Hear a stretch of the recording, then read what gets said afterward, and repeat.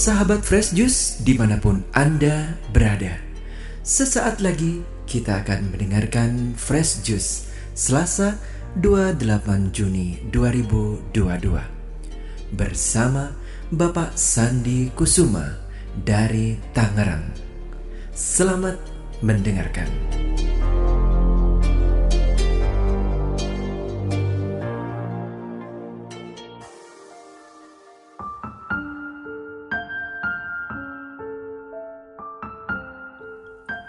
Para pendengar dan pewarta Daily Fresh Juice, peristiwa tentang Yesus meredakan angin ribut ditulis pada Injil Matius, Injil Markus, dan juga Injil Lukas. Pada waktu itu Yesus menghardik angin dan danau, lalu danau menjadi teduh sekali. Peristiwa itu jelas dapat menebalkan iman para murid Yesus. Kalau angin dan danau saja taat kepadanya, apa iya para murid tidak? Marilah kita dengarkan kisahnya dari Injil Matius pasal 8 ayat 23 sampai 27 tentang Yesus meredakan angin ribut agar kita pun menjadi percaya secara penuh. Inilah Injil suci menurut Matius. Pada suatu hari Yesus naik ke dalam perahu dan murid-muridnya mengikuti dia. Sekonyong-konyong mengamuklah angin ribut di danau itu, sehingga perahu ditimbus gelombang. Tetapi Yesus tidur. Maka murid-muridnya membangunkan dia, katanya, "Tuhan, tolonglah, kita binasa." Yesus berkata kepada mereka, "Mengapa kalian takut, hai orang-orang yang kurang percaya?" Lalu bangunlah Yesus menghardik angin dan danau. Maka danau menjadi teduh sekali. Dan heranlah orang-orang itu, katanya, "Orang apakah dia ini sehingga angin dan danau pun taat kepadanya?" Demikianlah Injil Tuhan.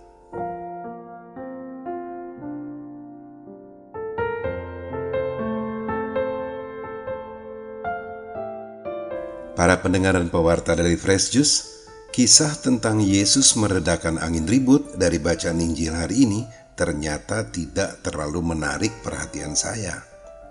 Barangkali karena saya telah mendengarkannya berulang kali, atau barangkali juga karena kisahnya juga ditulis pada Injil Markus dan Injil Lukas, lalu tidak lagi membuat saya merasa heran atau kagum.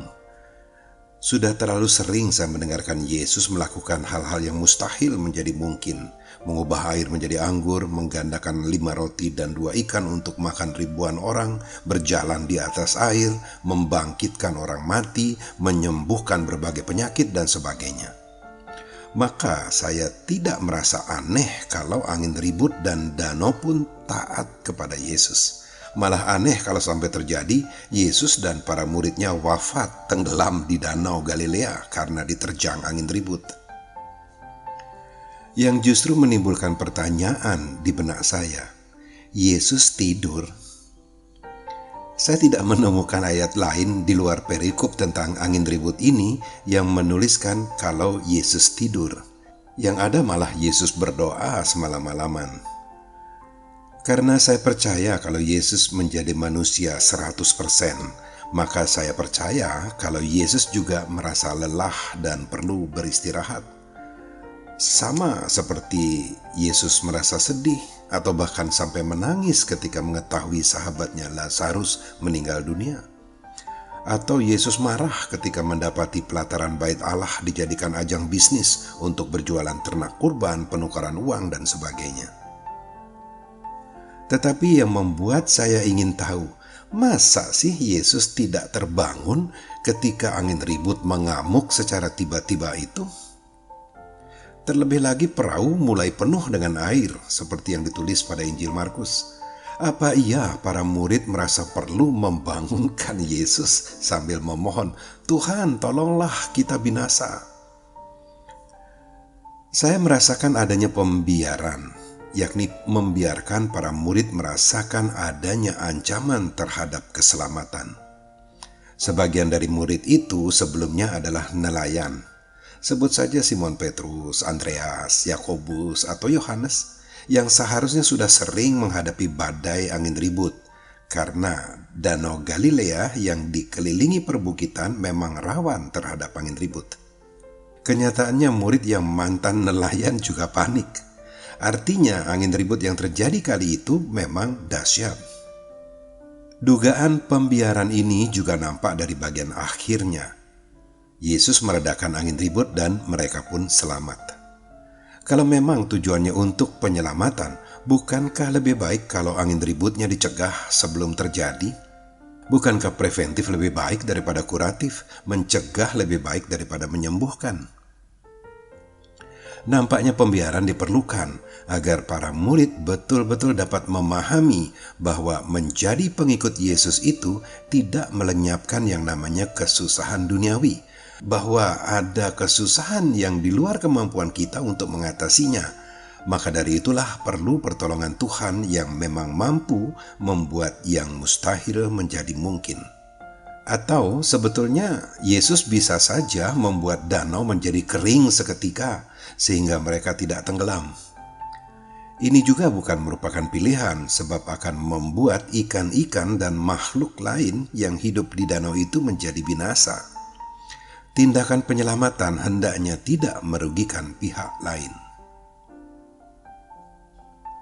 Para pendengar dan pewarta Daily Fresh Juice, tak dapat dipungkiri mujizat Allah memang akan mendongkrak iman kita, akan memudahkan kita untuk menjadi percaya.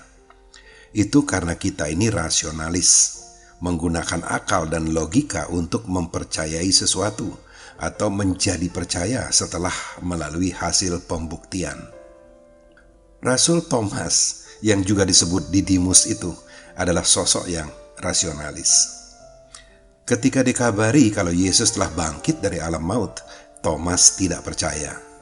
Katanya, sebelum aku melihat bekas paku pada tangannya dan sebelum aku mencucukkan jariku ke dalam bekas paku itu dan mencucukkan tanganku ke dalam lambungnya, sekali-kali aku tidak akan percaya. 8 hari setelah itu, Yesus menjawab tuntutan pembuktian dari Thomas itu.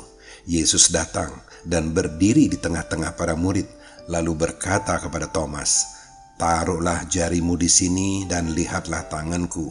Ulurkanlah tanganmu dan cucukkan ke dalam lambungku, dan jangan engkau tidak percaya lagi, melainkan percayalah." Dari bacaan Injil tadi, Yesus menegur para muridnya yang panik akibat diterpa angin ribut itu. "Mengapa kamu takut, kamu yang kurang percaya?" Pada Injil Markus ditulis begini, "Mengapa kamu begitu takut? Mengapa kamu tidak percaya?" Dan di Injil Lukas ditulis, "Di manakah kepercayaanmu?" Sudah jelas, Yesus berharap kita menjadi percaya 100%, seperti yang disampaikannya kepada Thomas. "Karena engkau telah melihat aku, maka engkau percaya. Berbahagialah mereka yang tidak melihat namun percaya." Barangkali sebagian dari kita meragukan, mungkinkah menjadi percaya begitu saja? Sesungguhnya ada banyak hal yang kita percayai padahal kita tidak melihatnya secara langsung. Misalnya, kita percaya kalau di kutub utara itu suhunya sangat dingin, walaupun kita sendiri belum pernah ke sana untuk melihat sendiri secara langsung. Begitu pula kita menjadi percaya kalau wanita yang kita panggil ibu atau panggil mama atau emak itu adalah benar-benar ibu kandung yang melahirkan kita. Padahal kita tidak menyadari ketika berada di rahimnya, tidak menyadari ketika kita keluar dari rahimnya, dan kita juga belum pernah melakukan tes DNA misalnya. Lalu bagaimana kita bisa percaya begitu saja kalau wanita itu adalah ibu kandung kita? Kita menjadi percaya karena kita mempercayai orang yang menyampaikan kepada kita. Kita percaya di kutub utara itu dingin karena kita percaya kepada guru yang mengajarkan kepada kita. Kita percaya akan ibu kandung kita karena orang-orang di sekitar kita mempercayainya, karena ditulis pula di akte kelahiran, karena warna kulit, jenis rambut, serta ciri-ciri biologis yang juga mirip atau serupa. Begitu pula halnya kepercayaan kita akan Yesus Kristus dapat terjadi karena kita percaya kepada orang-orang yang mengajarkan kepada kita, karena kita percaya akan Injil Yesus Kristus, serta percaya akan apa yang ditulis di dalamnya.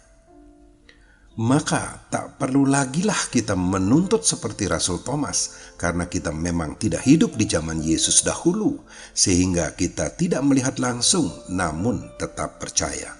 Jika hal ini tidak terjadi dalam diri kita, maka bisa jadi hari ini juga Yesus akan datang kepada kita lalu bertanya, "Di manakah kepercayaanmu?" Ayo, sekarang kita pertebal iman kita dengan bersama-sama mendaraskan syahadat aku percaya. Aku percaya akan satu Allah, Bapa yang Maha Kuasa, pencipta langit dan bumi, dan segala sesuatu yang kelihatan dan tak kelihatan, dan akan satu Tuhan Yesus Kristus, Putra Allah yang tunggal. Ia lahir dari Bapa sebelum segala abad, Allah dari Allah, terang dari terang, Allah benar dari Allah benar. Ia dilahirkan bukan dijadikan, sehakikat dengan Bapa, segala sesuatu dijadikan olehnya. Ia turun dari surga untuk kita manusia dan untuk keselamatan kita. Ia dikandung dari Roh Kudus, dilahirkan oleh perawan Maria dan menjadi manusia. Ia pun disalibkan untuk kita waktu Pontius Pilatus. Ia menderita sampai wafat dan dimakamkan. Pada hari ketiga ia bangkit menurut kitab suci. Ia naik ke surga, duduk di sisi Bapa. Ia akan kembali dengan mulia, mengadili orang yang hidup dan yang mati. Kerajaannya takkan berakhir. Aku percaya akan Roh Kudus, Ia Tuhan yang menghidupkan. Ia berasal dari Bapa dan Putra, yang serta Bapa dan Putra disembah dan dimuliakan. Ia bersabda dengan perantaraan para nabi. Aku percaya akan gereja yang satu, kudus, katolik, dan apostolik. Aku mengakui satu pembaptisan akan penghapusan dosa. Aku menantikan kebangkitan orang mati dan hidup di akhirat. Amin. Sahabat Fresh Juice, kita baru saja mendengarkan Fresh Juice Selasa 28 Juni 2022. Terima kasih kepada Bapak Sandi Kusuma untuk renungannya pada hari ini. Sampai berjumpa kembali dalam Fresh Juice edisi selanjutnya. Jaga kesehatan dan salam Fresh Juice.